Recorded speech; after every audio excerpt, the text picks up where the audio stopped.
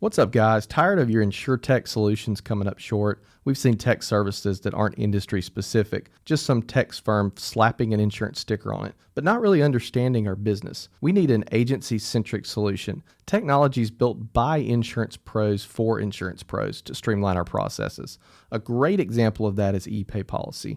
All these guys do is insurance. That's their only focus. They are a great go-to service for ACH and digital credit card payment processing that helps you bind policies faster, and they seamlessly integrate with a ton of management systems. Head on over to ePayPolicy.com, check them out, and use the promo code IGPodcast to get your first month free. I don't know that Elon Musk is working on a self-driving insurance agency, but until he does, we've got ePayPolicy. It's like being on autopilot. Flip the switch, lean back, take a nap. Let's go. Insurance agents from around the world, welcome to the Insurance Guys podcast. My name is Scott Howell, your fearless host and leader, insurance agency owner and insurance evangelist for I Protect Insurance and Financial Services, based out of Huntsville, Alabama. And before we get started on today's episode, please help me welcome. He is a 6'3" sophomore from Saraland, Alabama, Parade first team All-American, Rivals 5-star recruit. He is a fantastic insurance agent and my friend, and God, I love him. Ladies and gentlemen, please put your hands together and welcome Mr. Bradley Flowers. How are you, Bradley? Great, Scott, even though he's mad at you because you didn't drive down here today. I know. Guys, I want to start the podcast off in a little different manner today. Today is August the 26th, 2020. As many of you may know, tonight we're expecting in southwest Louisiana and southeast Texas a Category 4 hurricane to hit the coast. I wanted to start this podcast off today by saying this. As many of you know, I have the unpopular opinion that insurance agents are not made when they pass their insurance exam or when they build up millions of dollars worth of premium. Insurance agents are made when they have a catastrophic event happen in their area, one in which they cannot wrap their head around. It's that bad. And to me, that is the mark of when you become a real insurance agent. For myself, that happened on April 27th, 2011. I can remember standing in my friend and client Sean Fletcher's driveway. His house has been completely blown off the foundation. He's pointing over to a soybean field across the street where his two elderly neighbors, husband and wife, had been found the following day dead in a soybean field. I can remember Nationwide Insurance sending me to Hackleburg, Alabama, 13 miles from my hometown of Hamilton, Alabama. I called my dad. I said, Dad, Nationwide sending me to Hackleburg, one of the largest EF5 tornadoes to ever hit in the United States of America, and destroyed half the town. I said, who do I need to see in Hackleburg? He said, you need to see a guy named Steve Green. He is in charge of the search and rescue. So I got there. I got out of my truck. I walked up. Steve was sitting on a Polaris mule surrounded by federal and state authorities. And I walked up and introduced myself. I said, my name is Scott Howell, Wyatt Howell's son. I have a blank check from Nationwide Insurance. Whatever you need, you've got. And he looked at me and said, Scott, I'm going to tell you what I need. I need you to get back in that truck, and I need you to drive to Florence, Alabama, and I need you to fill up as many 5-gallon gas cans as you can and get them back to me as quickly as you can, because we are still searching for bodies. Ladies and gentlemen, today in places like Lake Charles, Louisiana, Beaumont, Texas, and Houston, Texas, a new group of real insurance agents are about to be born. And on behalf of the Independent Agency Channel and on behalf of all the captive agents from around the United States of America, our thoughts and prayers go out to you today, because we know that for the next week or two, your life is going to be horrible. It is going to be awful. But I will leave you with this. It's going to be bad. It's going to be PTSD bad, but you will be a better insurance agent for this when you come out of this. There's going to be hundreds of claims. There's going to be possibly people in your book of business that may lose their life. It doesn't get much worse than that. And there's people from around the country that have had catastrophic claim events happen in their agency. And in my opinion, that is the day that you become a real insurance agent, when the shit gets as bad as it can possibly get. And tomorrow morning in Lake Charles, Louisiana, Beaumont, Texas, and Houston, Texas, there will be some insurance agents that deserve a Purple Heart for Valiantry in combat, because for the next 2 weeks, it's going to be bad on a scale that they've never seen before, or at least most of them haven't seen before. And our thoughts and our prayers go out to those agents today, because we wish we were there with you to help fight the good fight, because that's what it's going to be. It's going to be a battle. You know, on behalf of guys like Bradley Flowers and Ryan Hanley, who is on this podcast today, we love you. We're thinking about you. We know how bad this is going to be. Stay strong. You will get through this. You will get through this. So without further ado, guys, I want to go ahead and bring our podcast guest on today. I've already mentioned his name. He is a thought leader. He is an author, a vlogger, a podcaster. He's a 5-tool player, and he's the founder of Rogue Risk. It is my profound honor today to introduce to you for the third time on the Insurance Guys podcast, my friend and great American, Mr. Ryan Hanley. How are you, Ryan? Well, I don't know how I follow that story, though. I've never had to deal with a catastrophic claim before, but I will say that I'll be thinking about and have been tracking the storm, and we'll be thinking about all our brothers and sisters in arms and the work that they're going to do for the communities that they serve. And I can't say it better than you did, but I will just say that I think everything you said is absolutely on the mark, and I don't think it could be said better. So thank you for starting the show off that way.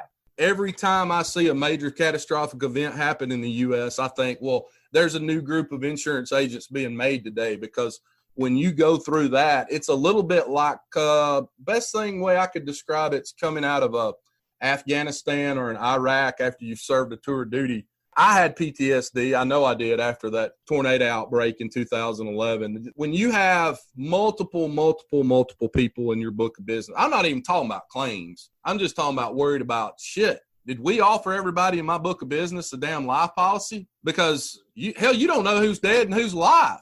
And what happens too when you've got something coming here, and we deal with it, I mean, with even just tropical storms a couple times a year, is your mind always goes at 1 o'clock in the morning to that one person that you're like, crap, did they pay their bill or whatever, you know, or did we get that payment from the mortgage? Your mind always goes there, you know, and then not to mention once you're done with everything, dealing with the carriers having a knee-jerk reaction to all the claims and tightening up. Let me tell you guys what the worst part of the whole thing is.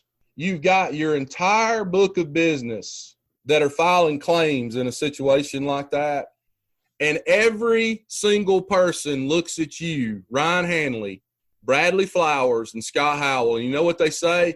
I didn't buy insurance from Travelers Insurance. I bought insurance from Bradley Flowers.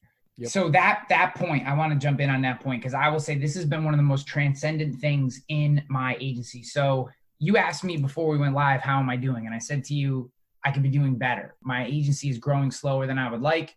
There are outside circumstances and there are inside circumstances. Some of it is I've made a lot of mistakes. Some of it is I've just about every mistake that I think it's part of the learning process. I'm not going to beat myself up on your show about that. But the truth is, I've had some major changes in the way I view the agency. I launched this agency on the back of, and it's written in my business plan, it's what I sold to carriers, and I meant it at the time. So this isn't like a bait and switch thing. This is just in 6 months how far my mentality has shifted. I wrote in my business plan, I want to work closer with carriers, and in particular the idea, and I think I may have even talked about this a little bit the last time I was on, mashing the agency with the customer care center closer. Okay. Mm-hmm. So I think in concept, that is a great idea. And where I was coming from at the time, I meant it in service of the client. What I will say, though, is in practice, I feel like it's a terrible idea. And everyone who told me it's a terrible idea, you can wave your finger at me and say, Ryan, I told you so, because I think they were right. And the person who put a pin in it perfectly was actually Mike McDonough, who was just on my podcast, who I've gotten to know, the Workers' Comp Renegade. If you haven't had him on this show, you should. He's the balls. He said on our show, we were talking about this particular topic, and he said to me, Ryan, I never want my clients to talk to a stranger. I never want them to talk to a stranger. They should never have to deal with a stranger, at least first, right? So if something happens, anything that happens, they should deal with you. They should deal with one of your people, someone they know, someone they trust. And then that person have systems, processes, partners to then serve them. And that person can be a stranger to them, but they're not a stranger to your agency. What you don't want is your client calling someone in a call center who may have the best intentions, who may be great at their job. That's not a knock on any of the customer care centers, because I actually believe some of them are really top notch, but you never want them calling someone they don't know first. And I think it speaks to what you're talking about now, which is our job is to make sure we put their lives back together. It's not to sell them insurance.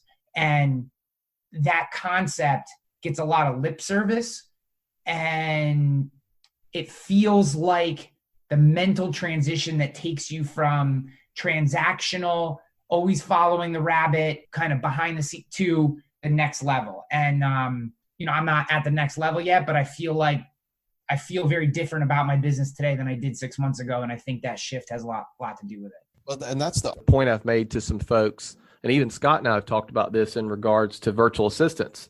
I've had people ask me either one of two questions. The people that are like either on the edge of, I'm not sure about this whole VA thing, or they are just against it. They usually ask one of two questions is, hey, how do you deal with that with your customer? Right. Again, to Ryan's point. And basically the question is, they're talking to somebody they don't know. They're talking to somebody that's not in your office. And in a lot of cases, it's very obvious. How do you deal with that? And then, and for those of you that know me, know I'm very customer first. Or, you're taking a job from someone in the US. And my answer to both of those questions is, my customers are not calling in the office for 9.5 times out of 10. They're not calling in the office to make a change or to get service and dealing with a virtual assistant. They're dealing with my people in the office, and then my people in the office are passing the work on to them. So if somebody calls in to do a mortgagee change, we're fielding the information, and then they've got somebody actually doing it for them on the back end. And it's the same answer to the second question. If virtual assistants didn't exist, I wouldn't have an extra person in my office. My people in the US would just be more stressed. Right. They would have to do the work, and thus we would be more efficient, and they would make less money. Right. So, but I agree 1,000%. I am, Ryan, more pro carrier call center or carrier service center than I am negative or against it. But I 100%, the reservations I have in it are in that fact that, like, hey, every time they call, they're going to get somebody different. And that's really not what customers want. And here's the other piece too. I have a client who has two package and umbrella is with one carrier and their comp is with another carrier. And both carriers, service centers on their own, tremendous. The problem is neither one can do a certificate for the other. So if they call for a change in the package, they then would have to call a different carrier for the comp. So, I was talking to one of my customer care centers that I really enjoy. I was talking to one of their people just doing an update and, how's things going and how do we work better together from a customer service perspective. And I said to them, why can't you service my whole book? Like, I get that you're awesome at your policies, but why can't you service my whole book? Because until a carrier can service, and I get it, there's all kinds of potential issues there with, well, they're looking at the data and this and that. And I guess my point is, like, I don't know how do you get past that aspect of a customer care center? And I don't want to make this all about customer care centers. I just think it's an interesting topic. I have shifted from I'm going to go customer care center to I'm not putting anything else with customer care centers. I'm doing everything I can to make enough revenue to put someone to get a service person. And I'm going to do exactly what you've done, Bradley, which backstop the data management and the really kind of data intensive work with a VA. And then have a frontline person who answers every phone call, who takes, passes sales calls to me, whatever, that kind of relationship. But I want an American human or someone who is dedicated to my business, even if it's not necessarily, I think you could do a Filipino VA who is dedicated to your business, who you train, who answers the phone, who is essentially like they live. I think you can do that. My point is you need that dedicated person. They know that person's name and they know that they have your back. There's no other answer to me. And I think Mike McDonough is 100% right. Your clients should never talk to strangers.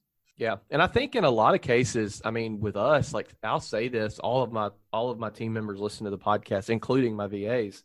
With stuff like that, with the back end data stuff, nobody is as detailed as the VAs. Yeah. They are on the money. We recently wrote a 97 home HAB account, and the client sent me 97 individual appraisals and inspections to get my data from that needed to go onto a spreadsheet to go to the carrier. And my VA did all of it and did not miss a beat. And obviously I went behind them to make sure it was correct because that's my duty. It was great. Like literally, like I wouldn't have done it any better, but at the same time, when you're dealing with Betty Sue, who has a complaint about her bill, they need to talk to Scott, or they need to talk to Ryan, or they need to talk to Kenneth or Natasha in our offices that is going to show them the empathy and take time to address their situation and handle it. And to your point, dude, if Kenneth and Madeline or whoever, if they know that on the back end they have a support person who's going to do all the data pushing and data entry stuff, they can take the extra 2 or 3 minutes to really give that person feedback versus take the information, rush them off the phone, because now they know they need to bang that change out before the next call comes in, and they're stacking up calls, and now they're stressed, and now you can hear it in their voice. Mm-hmm. And that to me is where the VA really is going to play a role. And it's just funny how quickly your perspective changes. I guess that's my point, is when you're really thinking about the business and you really have a vision for what you want. Carruthers always bust my chops because I use this example constantly, but I'm a huge Bruce Lee fan. I try to operate from the mentality, his kind of be like water mentality.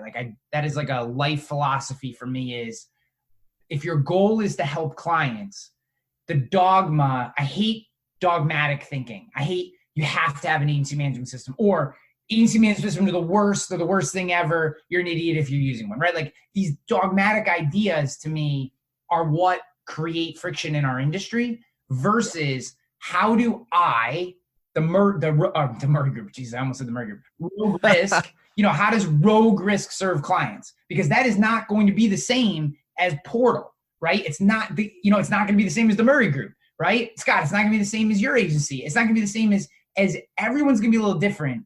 And the answer is to figure out the pieces that work for your people. That I think that's always the answer.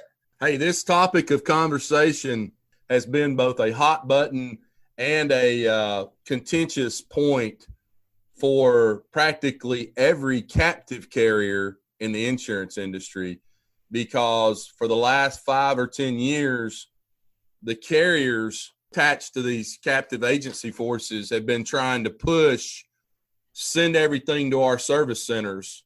And a lot of captive agents, have been like, no, I'm not going to. It takes the client one step away from me.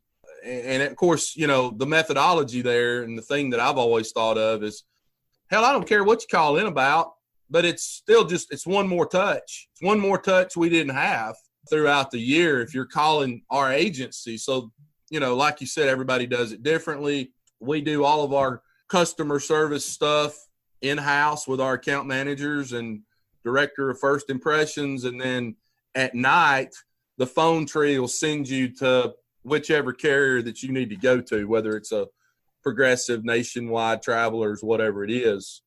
That's just how we do it. Have you ever tried like Response or any of the 24/7 call services? Have you guys ever tried those? Because that was another thing. I've heard other agents talk about it, and McDonough uses it as well. And because again, his whole thing is I don't want them talking to strangers. So he has a dedicated person or team of people. It's a group of people from this company. I actually have it on my notes right here from my conversation with him. First Response or Insure Response. I'm reading that wrong. And you call the number at 10 o'clock at night and you get someone who picks up the phone and says, "Hi, this is Portal Insurance. How may I help you?" "Oh, I just had my house on fire." "Well, did you call 911? "Yes." Yeah. "Okay." Then they punch right into your agency management system. "Hey, I see that you're with these guys. we're going to make the call. You can set up the rules just like anyone else. I mean, you can also do this with VAs too, but like, I think this idea, I think it's a really interesting idea I hadn't thought about. And from what he says, the cost isn't terrible. I mean, I'm not there yet. That I like that idea of the phone never goes. See, I hate phone trees. From my time at trustedchoice.com, and some of you guys who are listening to this, especially the captains, probably didn't listen to my podcast, but I used to bang on it all the time when I was in Agency Nation. Phone trees kill your business. And Scott, this is not a knock on you because I love you to death. Oh no, I don't have one either. I don't have one either anymore. Yeah. I took mine out about 2 years ago. So here's some stats for anyone who has a phone tree. 60% of all calls that hit a phone tree never get to where they're going. 60% of all calls. So imagine some agents are probably going, oh shit, I need to like dial mine up. Then I'll never get a phone call. I'll never be bothered, to be honest. If you're thinking about the experience, I know the phone tree was created to help automate and, hey, we can get rid of our receptionist, or, he or she can go do other things. But 60%, this is a documented number. We listen to thousands of phone calls at trustedchoice.com. This is one of the most valuable things to come out of the entire trustedchoice.com experiment has been the work that they did around. Now, this is particular independent agents, but I think it extends to all captives as well. This phone tree work. As soon as someone gets a phone tree, they hang up. Especially, this number goes up to 80% for calls that are about new business. Yeah. So if someone is calling you for a quote, 80% of the time, if they hit a phone tree, they hang up and they call somebody else. Full disclosure, I'm the most impatient human being on the face of this planet. When I'm trying to find something out or I'm trying to get in touch with an underwriter and I'm not sure where I need to go, I just press a damn button and get the first live person I can and say, hey, send me to Sally. Well, then it's completely like you've got a pissed off customer and you didn't accomplish what you were trying to accomplish with the phone tree. Hey, Bradley, what do you do at night? I mean, Ryan said something about our phone tree. What we do during the day, somebody live is answering a phone in our office during the day. We don't have a phone tree, but we do turn the phone tree on at 5:30 because, hell, there's nobody here. So, if they're going to call, they got to call, they got to have somewhere to be able to go. What do you do at night? Do you have a phone tree at night, or do you have some kind of thing like insure response? What do you do? The reason I said 99.9% or 99.5% of the time my people aren't getting a VA on the phone is because from 5 to 8 p.m., my VA answers the phone for us. Okay. She's great on the phone. She doesn't do anything other than take the call. And if it's an emergency, so I have Ring Central on my phone so they can transfer to me 24/7. Uh-huh. If it's an emergency, she sends it over to me. 9 times out of 10, it's somebody requesting a quote, in which case she takes the information down and lets them know that she's going to pass it over to a licensed individual first thing in the morning. Or a lot of times it's banks. Dude, we may get 3 phone calls between 5 and 8. It's nothing, but that's what we've done. And the reason I did that was because I'm a constant analyzer of my competition. I drove around one night. I was bored, and I went to every independent agency in Saraland, which there's not many, and I called them at 6 p.m. and got voicemails. Mm-hmm. Like, well, if somebody's calling around and they're not getting a voicemail with me, that's going to put us hopefully head and shoulder. So the eventual plan when we get to the point to where we are getting calls, I mean, just to be frank, I mean, all the captive companies, if you call a State Farm or a Farmers or an Allstate office after 5, you're still getting somebody because it's going to that call center. And if you're not doing something at least close to equivalent of that, I think it's a vulnerability. So eventually we are going to go, and I've heard of that service, Ryan. I actually had a buddy that used it. But I'll tell you something else too that I think that can be used for. And my friend who used it did this. I think one of the biggest mistakes, at least from my perspective, that a lot of agents make, especially in positions like Ryan and I are starting out fresh, is, we're kind of the top of the funnel at the beginning, right? Well, then eventually you get employees and you try to build the agency out. Well, those customers still want to come directly to you. And I know there's a lot of agents out there that are listening to this that are one man and one woman shows. And eventually you get to the point to where you just don't have the capacity to deal with the volume of traffic you're getting. And I had a friend that happened to, and he used that same service. It took a lot off of him. So a lot of you guys and gals listening to this that are frustrated with the number of phone calls you're getting, do that. Sign up with something like that or get a VA. And what he did is he ran everything to his cell phone. He actually ported his cell phone over to Ring Central. So when people call, they're still calling that number, right? But that's what we do. I mean, obviously it's not perfect, but I feel like it's a pretty good Band-Aid for right now. Hey, Bradley, what do you do? What happens after 8 when the VA is off? Does it go to your general voicemail? Yeah, it just goes to a voicemail. And then I get notified on my phone of every single voicemail we get. We don't ever get any after 8. On my phone tree at night, which goes, like I said, to the different carriers, option 3 or 4 is claims emergency. Hit 4 to go to Scott Howell's cell phone. Yeah. I guess probably 3 times in the last 5 years, I've gotten a call at 11, 12 o'clock at night where somebody called the office, hit 4, went to my cell phone, and it was a major claim, emergency type thing. I think too, man, you've got to train your customers too. Yeah. You got to train them and you've got to tell them what you want them to do. And I think that is so important in the onboarding process. As you know, Scott, I'm heavy on onboarding. Yeah. And day 2, they get a text that's and obviously everybody doesn't follow it, but if we're writing enough clients at scale, we'll start seeing traffic flow the ways that we want it to flow. It's, hey, if you need to do this, go here. If you need this, go here. If you need this, go here. And our goal is to take the focus off of the person that sold them the policy, unless they want to buy something else. We want to take the focus off of me, unless they have a complaint. Right. Service goes here, and then we try to direct everybody. So we have a dedicated number to text for service that goes directly to our service team. And then we have a dedicated email as well. And what I have is I have a guy in my office that is half service, half sales. And his job is to essentially monitor all the service activity that's going on. And if we need to make a call, he'll make the call and that sort of thing. Yeah. So that's kind of how we try to flow traffic. Does it work perfectly? No, but I truly feel it's taken some of the focus off of myself and the salesperson to allow us to do our jobs. This is one of the things that I think as a young agency owner, young in agency owner life, not necessarily in age in general. I think setting expectations for your clients, both during the prospecting stage, during the sales process, during the onboarding stage, during the renewal stage, like taking the time, and I'm terrible about this, right? I'm absolutely, I believe in it. I have maps. I get so busy that I never actually fully implement the ideas. In some cases I have, in some cases I haven't. But when you properly set expectations for someone, it's like, you're like, wow, this went really smooth. And then you think back, you do some self-analysis of a deal, and you're like, oh, I did a really good job of setting expectations on communication, setting expectations on deliverables, setting expectations on time frame. And then in deals where you're like haphazardly throwing it together and I got you and I'll get back to you and then it ends up being a freaking mess. And you're like, why was this one a mess? And this one was so smooth. And it always comes back to, you told them exactly how it was going to work. Within one day, you're going to receive a video proposal from me. As soon as I see you've had a chance to watch a video proposal, I get notified. I'm going to call you. We'll talk about it.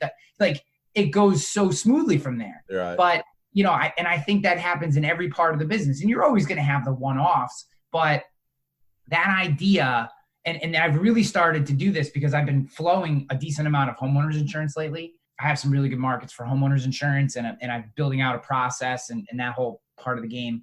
I've started to develop a clear process for new homeowners clients, and I've watched my close ratio take incremental improvements as that's happened because the people know exactly what's going to come next. And that's what I do. I grab their basic information. I said, this phone call is going to take no more than 5 minutes. 5 minutes on the phone. To close that phone call, I say the next step is I'm going to rate you and I'm going to send you a video proposal. I want you to watch the video proposal because I get notified when you watch it. As soon as I see that you've watched the video proposal, I'm going to call you back. If it's late at night, I'll call you the next day and we'll talk about it. And that's how this process is going to work. And I'm telling you, I see more people watching the videos. They pick up the phone more because they know what's coming. It just seems so remedial, but it's ultimately so important. I'll tell you another thing too with setting expectations is we all know that the majority of clients don't give us all of the information that we need in a lot of cases, especially on commercial lines.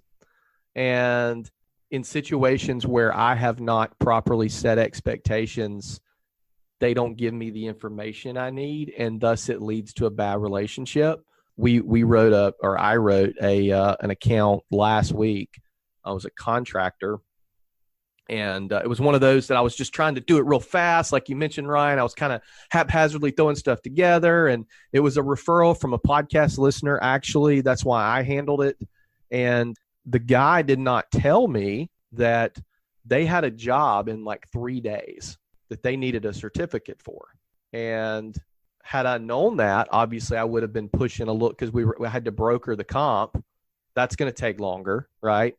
Well, then there was some information. There was another, they were 98% a painter and 2% a framer. And I'm like, well, I need to know that, you know what I mean? So then the day that, and then on top of that, the person at the company they were working for that was requiring the certificate was like the worst person I've ever dealt with in my entire life on giving a certificate to, like literally wanting copies of the policy.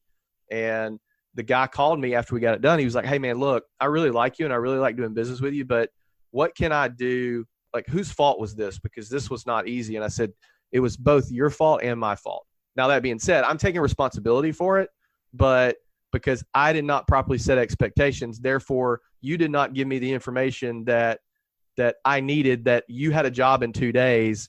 Therefore, I wouldn't have gone the route I did on the comp. I would have tried to, got you pay a little bit more and we go direct to somebody. You know what I mean? And I wasn't that blunt about it with him, but we ended up having a great conversation. I'm like, well, damn it, Bradley, if you'd have just done that from the beginning, this all would have worked out fine. And then I texted Scott and said, I'm never writing a contractor again. Hey, I'll tell you something, guys. When I see insurance policies get screwed up in our agency, 9 times out of 10, it goes back to the person, the prospect, not either wanting to take the time to talk about what coverages they need and the things that need to be on the policy. These people that, from a prospect standpoint, are just so busy that they're like, hey, I just need an insurance policy. Just get me anything. And I don't care if it's personal lines or commercial. When they start that, we try to hurry up and get them a policy, get them what they want. And then the next thing you know, a year later, they have a claim and they go, well, hell, Scott, why wasn't that automobile on the policy? Well, hell, because you wouldn't talk to me and you told me you needed an insurance policy in 15 minutes. And we're just trying to get the damn thing done for you. And you didn't bother even taking the time to look at the policy to see what was on there. Mm-hmm. And you try to have a conversation with them and say, hey, I just need to go over all this with you. Scott, I don't have time. I'm busy. I got 15 things going on. I just need an insurance policy. And you're trying not to be a pain in the ass. That's the thing, is you're trying not, and this is I think there's like a million of these stories. Probably everyone listening has this story. This happened to me yesterday with a builder's risk. Referred to me by someone. I call the guy, hey, I got this second house I'm building. I go, well, the easiest way to do this is second home under construction. So send me your home and auto. I'll rate you up. I'll add, we'll get it all taken care of. No problem. I don't want to send you my home and auto. I need it today. That's going to take too long. And in my mind, I'm going, I just need to tell this guy to pound stand and move on. Right. But because it was referred from someone I know, I said, okay, it's going to be more expensive if we go builder's risk, and I'm going to have to go excess lines for the liability in New York, and you're going to have to track all your contractors' liability policies because you're not going to have whatever that stupid friggin' law is in New York State where the liability doesn't extend to the subcontractors. Right. And I said, so this is like going to be a pain in the ass if we do it this way. And he's like, I just need it today. Can't you just help me? And I was like, okay. Of course, he doesn't tell me that the building is actually already half built. So no one in the standard market is going to take it. Right. And I just emailed him back and I'm like, dude, you need to call your agent who didn't handle this the right way the first time and just deal with them, because unless you're willing to play by my rules, I can't help you here. But that was an hour of time wasted because I didn't just say to him up front, if you don't send me your home and auto and let me write this the right way, which is a second home under construction, then I don't want to help. I can't help you. Yeah, that's what I should have said. I should have just played the hard line and said,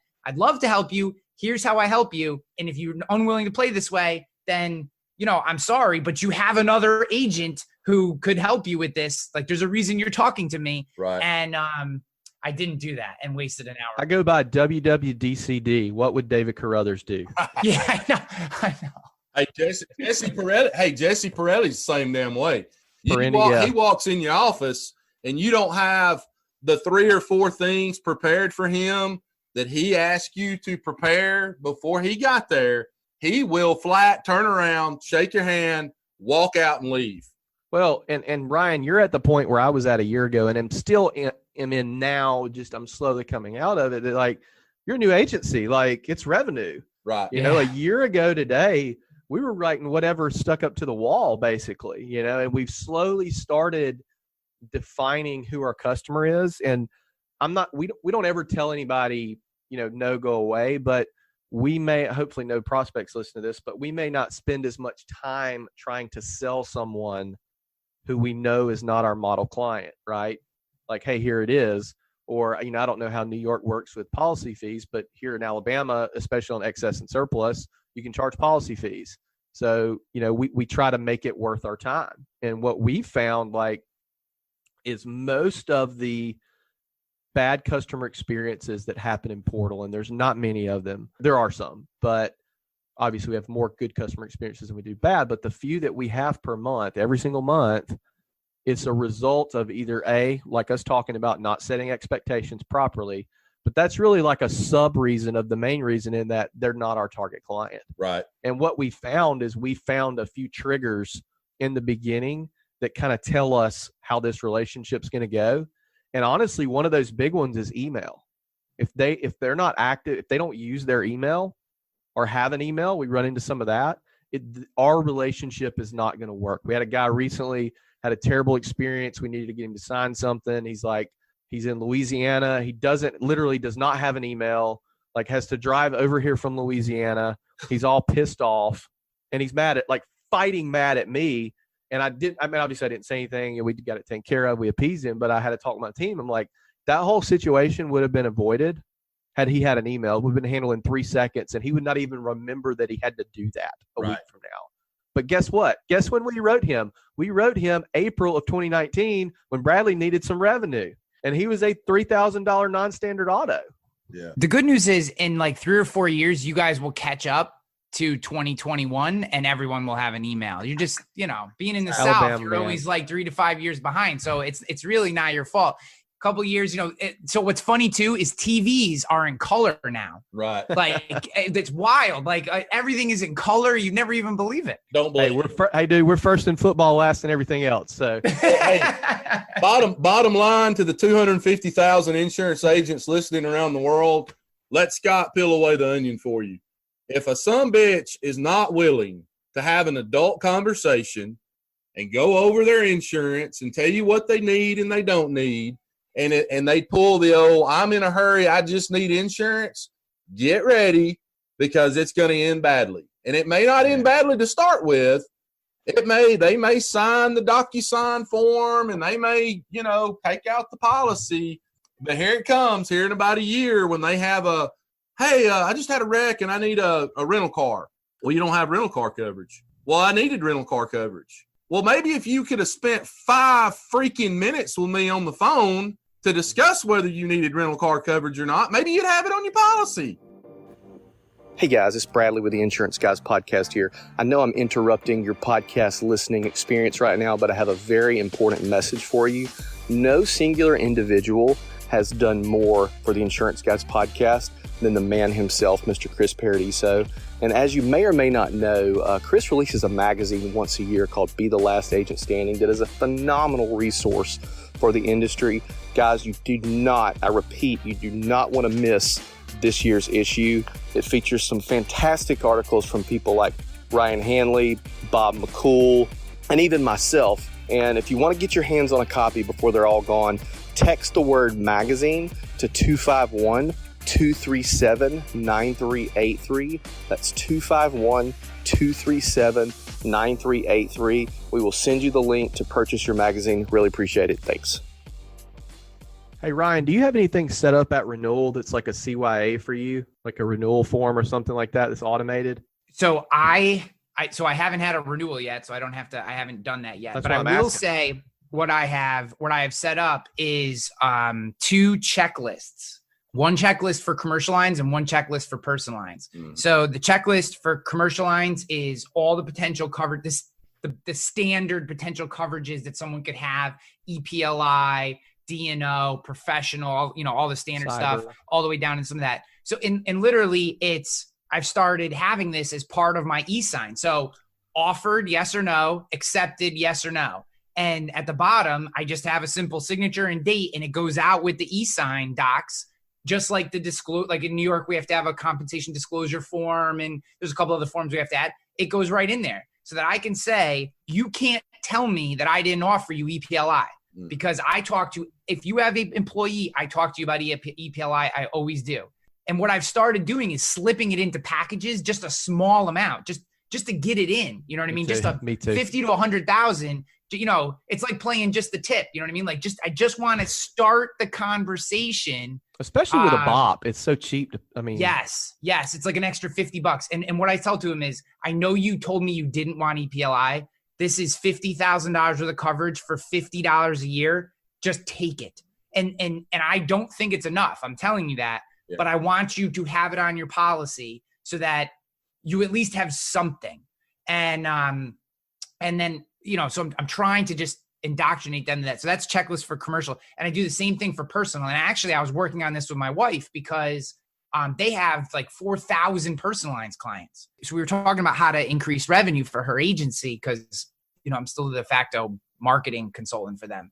And the merger basically funds my lifestyle while Rogue Risk is broke as hell. So I need them to be in business.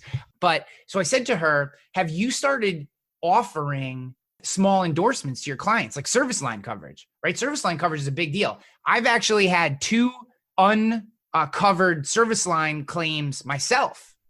I've come home in the last 10 years twice to the front yard of my home as a geyser because the water line busted, right? Because everything in Albany was built in 1850. Right. So all these old ass service lines, they collapse and you get a geyser in your front. I've had it happen twice. So I said, it's a $35 endorsement for most companies. Just send out an email breaking down the coverage and saying, hey, for basically $35, maybe it's a little more, maybe it's a little less, we can add this to your policy. We just want to offer it. And then send them a declination, like say, your response to this as a no is basically a declination that we're going to put in your record. Mm-hmm. And I said, do the same thing. Easy to do.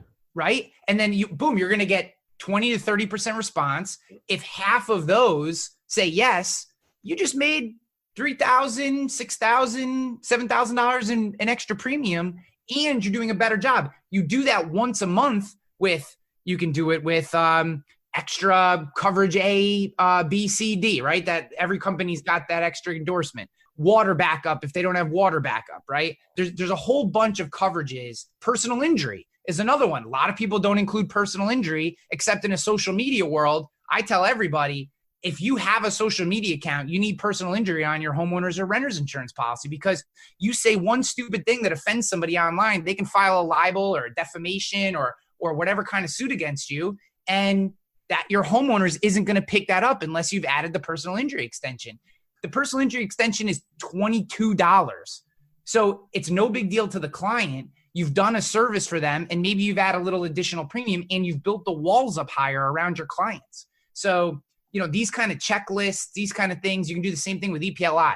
Every customer you have, do this today because whoever writes your ePLI is going to love you for it. Take your customer base, everyone who doesn't have it today, send it to your favorite ePLI carrier, have them rate up every single client, send them back to you. Then every day, send a couple of these out. Send their quote and a declination. And you tell them, I need you to sign one of these. Right. You either need to sign the declination, tell me you don't want it, or I need you to sign the coverage telling me you want the policy.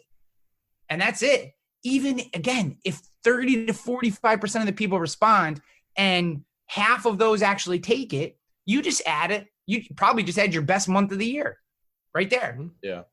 So I think it's simple things like that really take our businesses to the next level. And, obviously I'm not doing all of it today because I haven't had renewals and, I only have about 60 clients or so just now, but these are the kind of things that I think are super easy to implement. They add additional revenue. They build fences around your clients and they show that you care. Hey, Bradley, being on the coast, do you send everybody a flood declination page if they decline not having flood insurance being down there? So there, believe it or not, there's where I'm at, there's not a whole lot of flood zones. Right. Now, what we do is Portal has we have a quote sheet that we send every homeowner quote through. It's branded with our agency. It's done through Gravity Forms to Gravity PDF. And at the bottom, it's got a spot for flood insurance. Pretty much we quote flood insurance with every single account. Oh, yeah. Oh, yeah. My pitch to my team, because they were kind of annoyed when I implemented it, very similar to what Ryan was saying. I was like, look, guys, if we're writing $100,000 in premium a month in homeowners premium, and we add to 30% of those a $350 flood policy, you've increased your production without having to generate an extra client. Right. We don't do a flood declination right now, just because we're working on so many different systems, and it's kind of hard to get everything working together. What we are doing, though, similar to what Ryan talked about, is every renewal we send a renewal checklist, and it's automated to go out, and then my VA actually texts from our Ring Central account and says, hey, I just sent you, or this is Jessa with the service team, I just sent you your renewal checklist to go through, our renewal questionnaire. And it's a Gravity form, and it's like the biggest CYA you've ever seen, and flood is on there. Do you want flood? And it, basically it's got conditional logic built in. What kind of policy do you have? And then it filters to questions. And then at the end, it's got a life insurance, hey, your house is worth this. Would you want a life insurance policy to cover that? Yes, no, Calendly link, that sort of thing. That way, if we have that person that doesn't have water backup, and we damn sure offered it to them when we sold the policy, and we offered it to them every year renewal questionnaire, then they have that issue. Well, you ignored the last 3 renewal questionnaires. Right. You know what I mean? So we've got the flood declination on there. Hey, Ryan, I wanted to ask you a question. I know we're getting ready to get off this podcast in just a minute. And maybe this is just me. I don't know. I wanted to get your opinion on this. I have seen an increase recently in the past 3 or 4 months in a lot more of these InsurTech home and auto companies that are really stepping out there and marketing, branding, running commercials. Have you noticed that as well, more so than in the past? Yeah. I mean, they're real competitors. Yeah. They're real competitors. Some of them are competitors and partners at the same time. Right. And I set up, I haven't announced this yet, but because we haven't set a date, but I'm having John Swigert, the CEO of Pi Insurance, on the podcast. Okay. Because I write some workers' comp through Pi through a wholesaler. Right. One, I want that son of a bitch to open up the retail because they have a really good product. I think it's a silly name, but it's a great product. And Right. I have 2 or 3 customers that have dealt with their people directly and come back with great experiences. So they really enjoyed working with them, and they have some great rates. A surprisingly antiquated quoting process through wholesalers, despite their digital presence, but they're a good company. Yeah. Now they do compete directly as well. And I think this mentality of, because they compete directly, they're not a true partner. Mm-hmm. I think for an InsurTech, I think we have to get past that as an industry. Yeah. Lemonade, I could go all day about Lemonade. I think they're such a joke. I mean, good for them. They came in, they built a brand, they built a user base, and the founders made a shit ton of money. Actually helping customers, actually giving money to charity. I mean, I think a lot of people were bought into nonsense, but they've had to come back to independent agents to start to increase their distribution. Right. So, but they also go direct. And I know agents that write Lemonade renters insurance. So I think this idea of, them going direct and being a partner, I think we have to get past that, because I think that's really going to become more of the future. There's always going to be the independent agent only carrier, 100%. But I also think, Progressive's been around forever. They're like the OG, Right. Direct and partner. Travelers has tried a lot of times to do both. I think that's a big part of it. I think the other side of it is digital marketing works. I know that I work loan officers too. I work referral partners. I like to be part of the community, but digital marketing works too. You can build relationships with people, and think about all the things that Bradley described.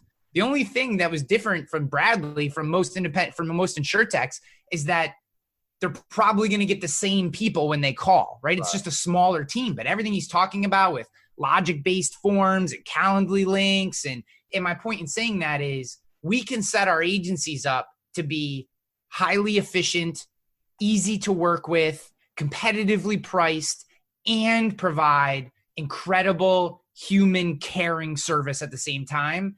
And I think that some of these insurtechs are starting to realize that and push into the space. And we just have to be prepared for it.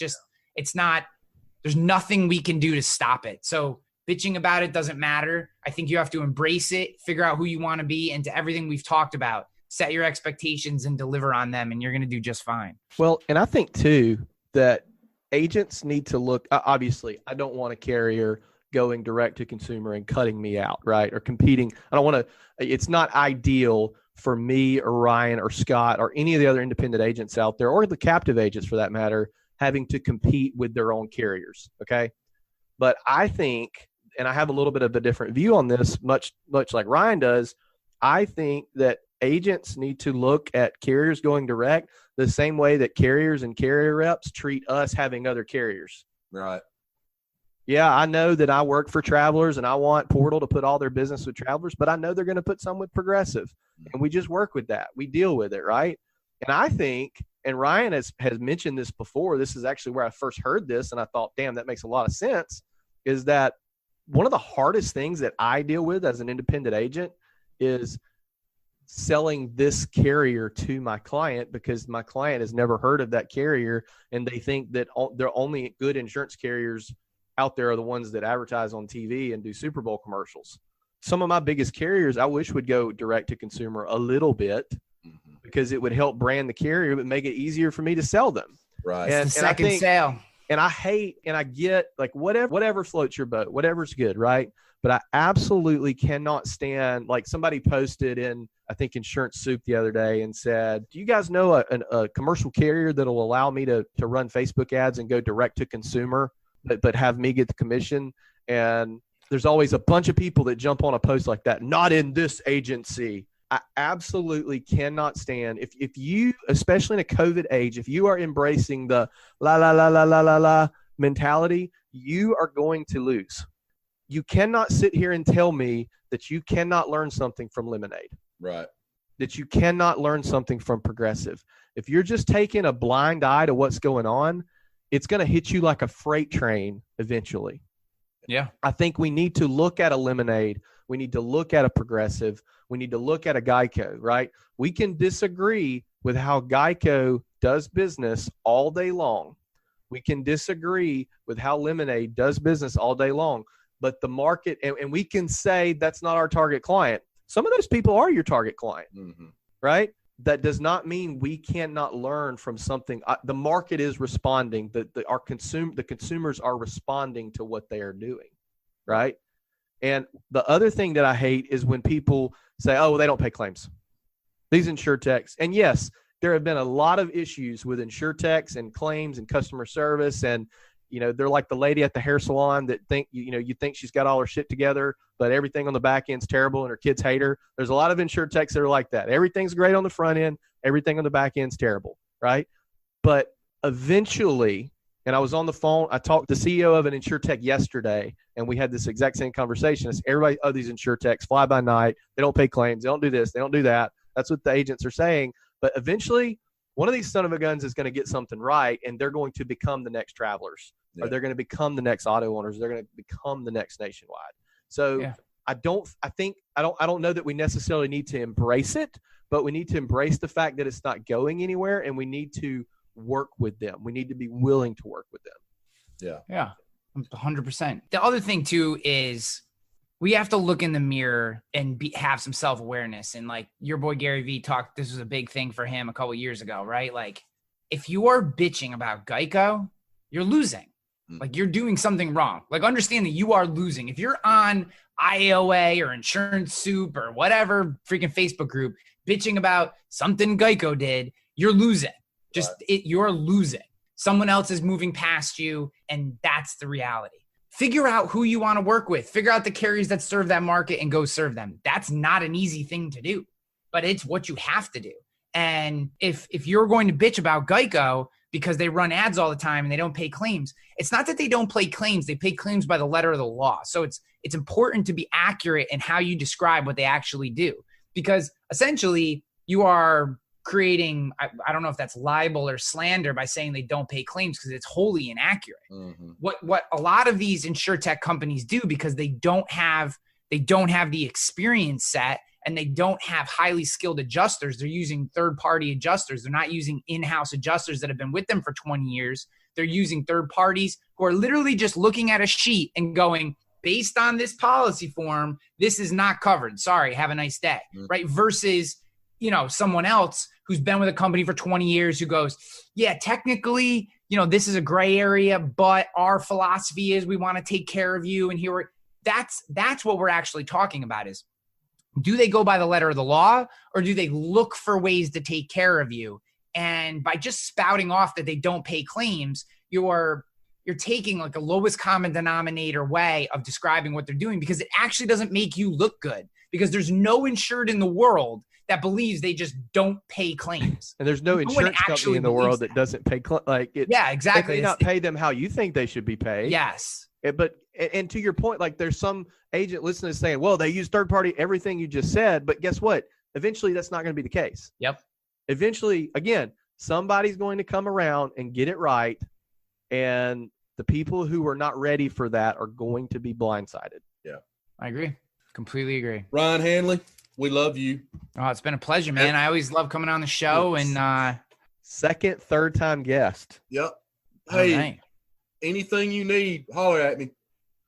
Yeah, no doubt. I just want to say thank you to you guys. Both of you have been on my show, and it's tremendous. And I love that. I love that just our ecosystem is becoming more every day, more and more of a sharing culture, right? I think, you think about, and Scott, we talked a little bit about this and on our show 15 years ago when I first got in the business, you did not share the way that we share today. You just didn't. That is the onus behind this podcast. Yeah. And I think it's a beautiful thing. We've done more as an industry in the last 5 years to help amplify everybody than we had in the previous 50 because of these conversations, because of podcasting and people sharing and being so open. And you guys are such an incredible part of that. It's I always love being on the second most popular podcast in the insurance industry. I understand. Hey, by the way, I just love that we're friends. Hey, Ryan, I'm glad you said that. Hey, tell everybody how they can tell everybody where they can go to find you and get because you have an incredible podcast. I talk about it all the time, but mine is not the most listened to podcast, though. I'm coming for you guys. Don't get me wrong. I was sleeping for a little while, and then you guys started talking shit, and you woke the bear up. So now I'm coming after you. I understand. I mean that in good fun for everyone listening. Absolutely. But if you go to ryanhanley.com, you'll find all this stuff. Find out how to subscribe, and you'll see past episodes, and that's the best place. And if you want to check out my insurance agency and make my little Google Analytics go up so I get a nice little dopamine ego hit, even though none of you will ever buy from me, it's roguerisk.com. Man, that's fantastic. Guys, as I always say, rewards come from action, not discussion. Hope you guys will keep these folks down in Lake Charles, Beaumont, and Houston, Texas in your thoughts and prayers, because we got a lot of insurance agents out there that are about to strap it on and go to freaking work in the next couple of weeks. And wish them nothing but the best. And like I always tell all of you, rewards come from action, not discussion. Get your ass out from behind that desk. Get on the phone. Go build relationships. Nothing matters until a sale is made. You can talk, you can do all the shit you want to do, but you better be selling insurance. Because as I've been telling folks for 12 years, if you'll sell the shit out of insurance, everything else will take care of itself. And that's the truth. Go make money for your wife, for your husband. Go make money for your kids' college fund and to help your parents out there that are struggling. Go make money for them. Go figure out what your why is in the insurance business and then throttle down and make it happen. And go write good business for the agencies that you represent and write good business for the companies that you represent. Bradley Flowers, I love you. Ryan, I love you too. If you need me. I love you too, guys. Thank you. Phone call away, brother. Go Raiders. Hey, guys, you are listening to the Insurance Guys podcast, and we'll see you back here real soon. Take care. Thanks for listening to the Insurance Guys podcast. If you need to know more about me or you need to get in touch with Scott, you can always reach me at theinsuranceguyonline.com or email me at iprotectins@gmail.com. And if you need to get in touch with Mr. Bradley Flowers, go to bradleyflowersinsurance.com or email him at bradley@saralandinsurance.com. Guys, we love you. Thank you so much for listening. We look forward to being with you again real soon on the next episode of The Insurance Guys. Take care.